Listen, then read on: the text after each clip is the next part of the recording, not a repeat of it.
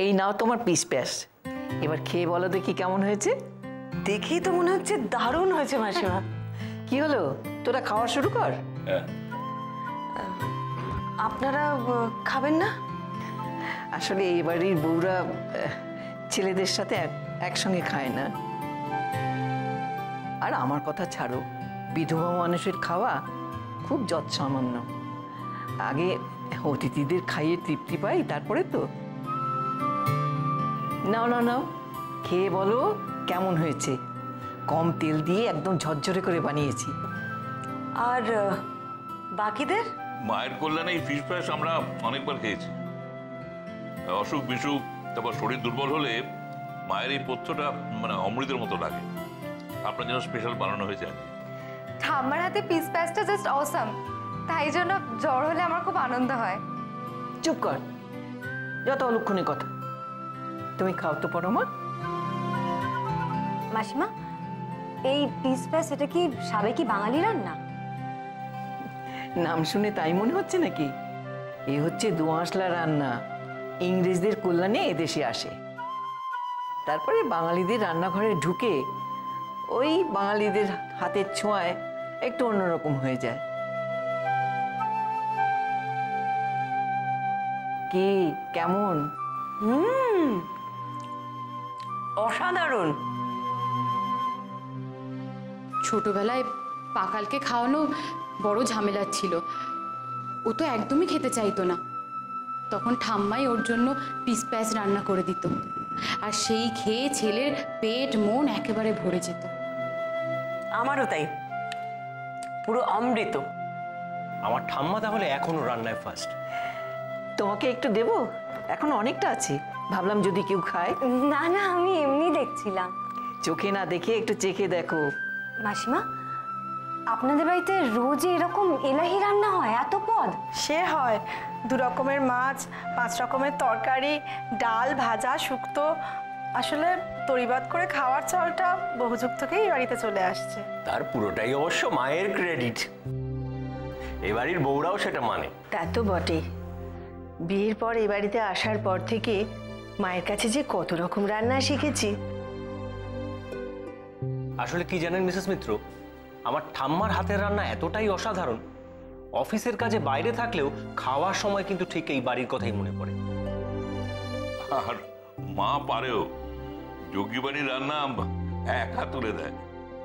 ওই তো পাকালের অন্নপ্রাশনের সময় ঠাকুরদের তো রান্নাঘরে ঢুকতেই হয়নি, মা একাই 100।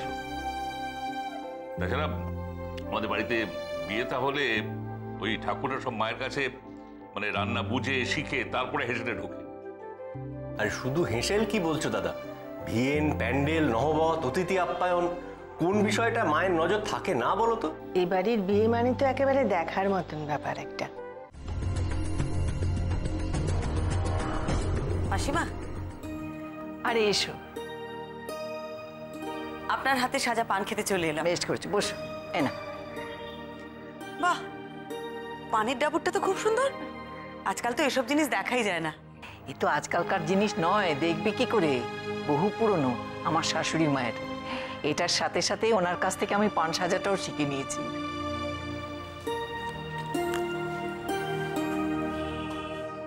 বাহ, অসাধারণ। মাসিমা, আপনাকে যত দেখছি তত মুগ্ধ হয়ে যাচ্ছি। আপনার সব কাজ এত নিখুঁত। তো ছাড়ো তো, পান সাজাও যে একটা শিল্প সেটা বুঝলাম।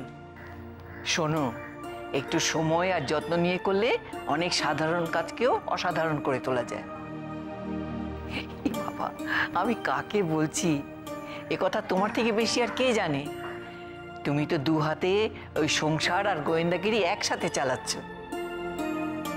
আমার দিদি শাশুড়ি মানে আমার ঠাম্মার এক মুহূর্তও পান ছাড়া চলে না, আর সেই পান আমি ছেঁচে না দিলে ওনার চলবে না। ভাবছি এরকম পান সাজা শিখে ওনাকে একেবারে তাক লাগিয়ে দেবো। বেশ তো, লিস্টটা দিন দিন লম্বা হয়ে যাচ্ছে কিন্তু মাসিমা। এই বাড়ি থেকে যাওয়ার আগে আমাকে পান সাজা, রান্না অনেক কিছু শিখতে হবে। ঠিক আছে, সব কিছু শিখিয়ে দেবো। আচ্ছা মাসিমা, ওই আলমারির চাবি তো আপনার বড় বৌমার কাছেই থাকে, তাই না?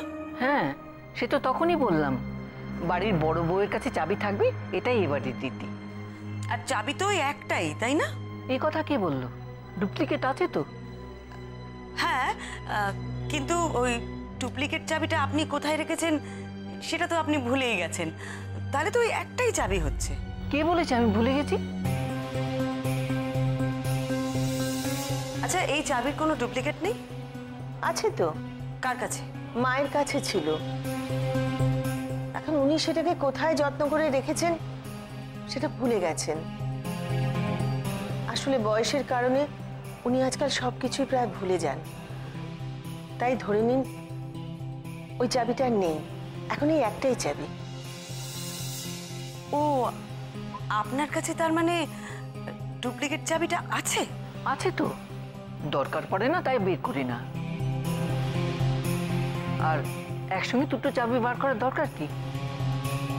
একটা যদি হারিয়ে যায় তাহলে তার একটা আছে, আর দুটোই যদি একসঙ্গে হারিয়ে যায় তাহলে তো খুব মুশকিল।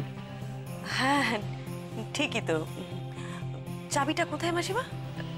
ওই ঠাকুরের বাসনের ট্রাঙ্কে, সে আজ সকালেও আমি দেখেছি। চাবি তাহলে চুরি হয়নি, দুটো চাবি আর দুটোই আছে। এক মিনিট দাঁড়ান, আমি একটা জিনিস আনছি।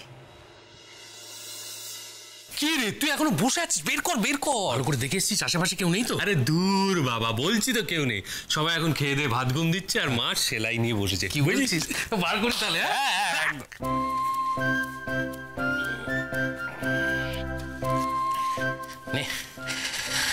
ভাগ্যিস বৌদিটা কটা দিন নেই, একটু শান্তিতে তাস খেলা যাবে। তাস খেলা দেখলি তো কান মুলে দেয়, বল নে বাট।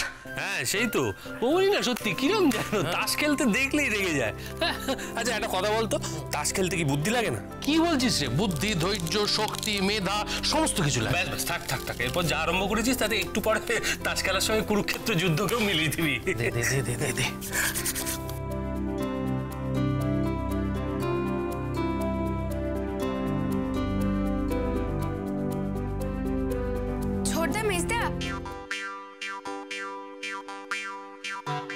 গুপ্তচর এসে গেছে, বৌমনি ঠিক করে গেছে। তাছাড়া আবার কি হয়েছে? তোদেরকে না একটা উপকার করতে হবে। কি? আমি বম্বে যাব।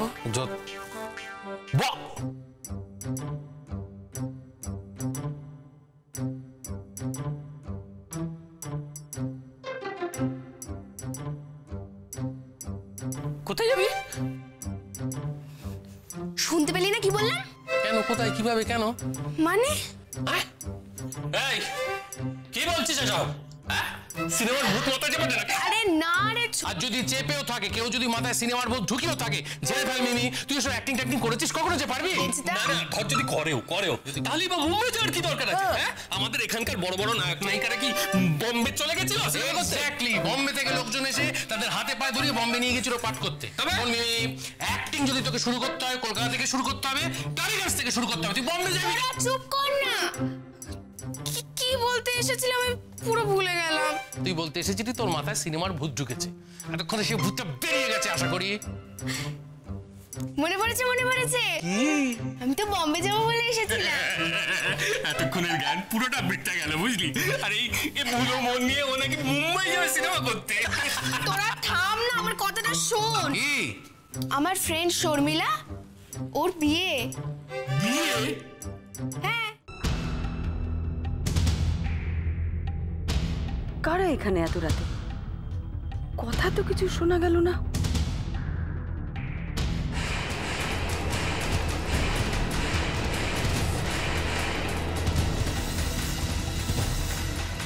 সোনার পোষ?